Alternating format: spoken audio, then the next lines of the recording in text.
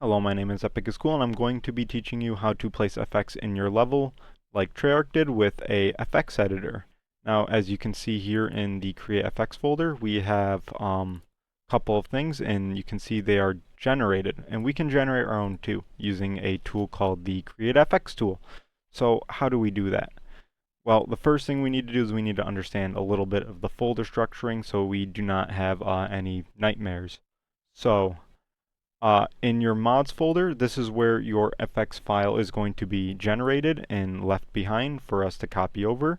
And the files that are going to be of interest when setting up before we get in-game are going to be your client scripts map FX file and your maps GSC FX file. Now, it is worth to note that there are two sets of these files. One is the file that actually places the entities, as we just looked at, and one is what defines the effects that are in our level.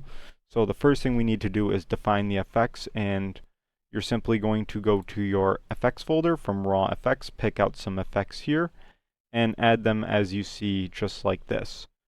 And after you're done adding your effects here to your level underscore effect, you're going to do the same thing to your client side script. You know, this is the CSC, this is the GSC, they have to be the same in matching, otherwise you're going to have issues. So after that is done, you're going to want to zone source them. So you're going to edit your zone source, and you're going to add all the effects that you just added there, you know, into your fast files. So after we're done there, make sure that it's all initialized in your maps CSC, GSC before continuing, because you want to also be able to view your effects in game. So the next step. So the next step is well, getting in game. After you've defined your effects and zone sourcing, you are ready to start entering commands into your console and start manipulating stuff.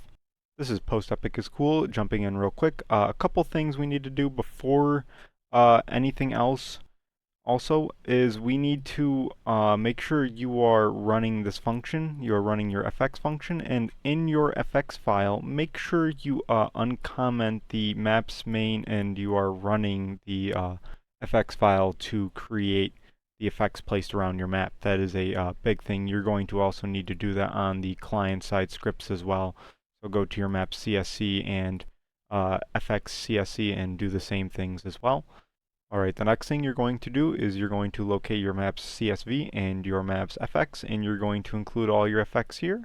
And also, you are going to uncomment your createfx here and your client-side createfx after you have done the two steps with uncommenting the code here on both the GSC and CSC side. That is all. Back to the video. Alright, now we're loading back in game, and now we are going to enter the effects editor. So now, as you can see, I have removed all the effects from my map. It is pretty bare and blank, and it is ready for us to add effects around. So there's a couple of commands that we're going to need to enter first, and the first one is we're going to type com_cfg read only, set that to 1, set developer to 1, and set developer script to 1. Now, after that is done, you are ready to enable the effects editor, and to do that, you're going to set create effects and then set it to on, type map restart, and you are going to fall through your map. So get ready to no clip as soon as we load into the game.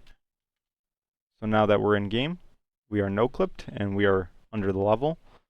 Now, welcome to your map, and welcome to the effects editor. So now, after a couple things to note, do not hit the S key, otherwise you'll get errors. So if you get this error, just simply hit the X key, and this will go away. And if you hold the Q key, you will get a little menu here that shows you how to do some things. So let's run down a couple of effects. So looping effects. Looping effects are for things like fire. So if I hit 7, we place a looping effects. So after you place FX, it spawns where you look, and if you want to say move it a little more to the right, you look a little to the right, you hit your tab key, and it moves. So we can move it around with tab.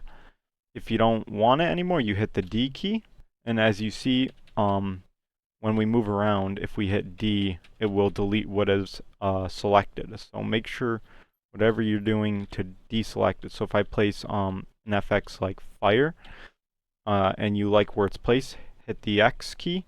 After you have it selected, just hit X, and it'll be deselected. And we can move around, inspect our fire, and all that. But after you click it and hit Tab, you can move it around. Say you don't like what kind of FX it is, you can hit 2 to change, and using your left and right arrows, you can cycle between them. As you can see, we have fire, so let's delete that. Now, a couple of things to note are some things in this editor are not fully done, or like I'm not really sure how to do, such as sounds.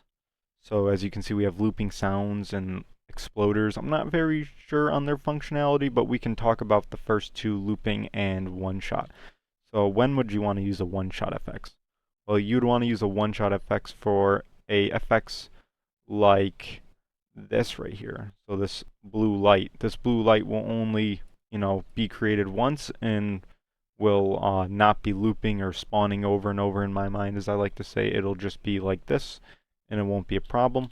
Whereas if we have something like fire, or this flickering amber, we would want to use a looping FX for this. Now we can try setting a one-shot FX to fire to see what would happen.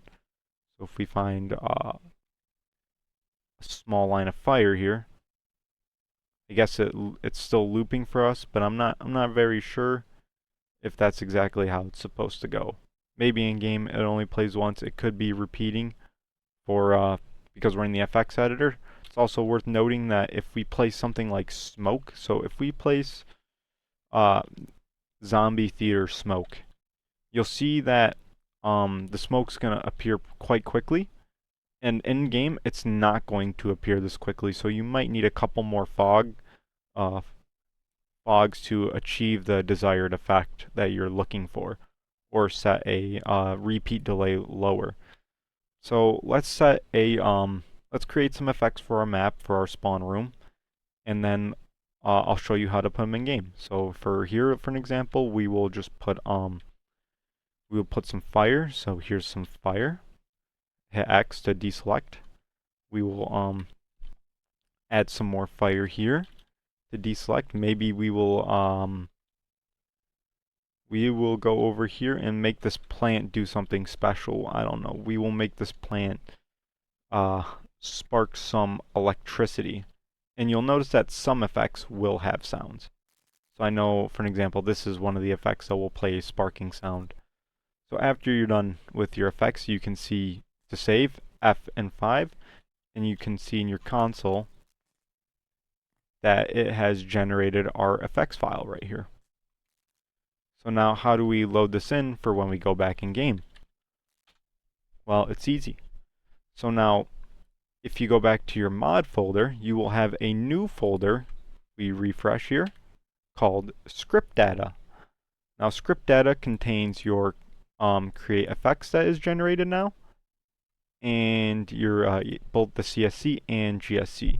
So now before you rush and place these in, don't place them in the raw client script, because then you're going to replace this and you're going to be very angry and you're going to spend a long time fixing your troubles. So make sure to go into the createfx folder, and then for our client createfx, we're going to move it into here and replace that. And then we're going to go into our raw maps, createfx. We're going to go to createfx here from the script data and double check our paths. And as you can see, now we have FX. And now if we go back, rebuild our fast files, if everything worked out well, we should be in game with our effects. So give it a second here for the linker to do its magic, create all that fun. It's also worth noting that you're going to want to make sure that these createfx files are zone sourced in the map.ff. You will need to make sure that these are zone sourced when you are distributing your map. So now let's load back in game and let's see how our effects look using the effects editor. As you can see, we did not have to use Radiant at all, and that's what I like about the effects process, is that it gives you a nice break from creating your world geometry and all that, and we now have our fire. So I'm going to delete these effects files, but hopefully it's up to you to create your own effects files. Thank you. That was my tutorial, and hope you create some good effects. Or, I don't know, have a nice day.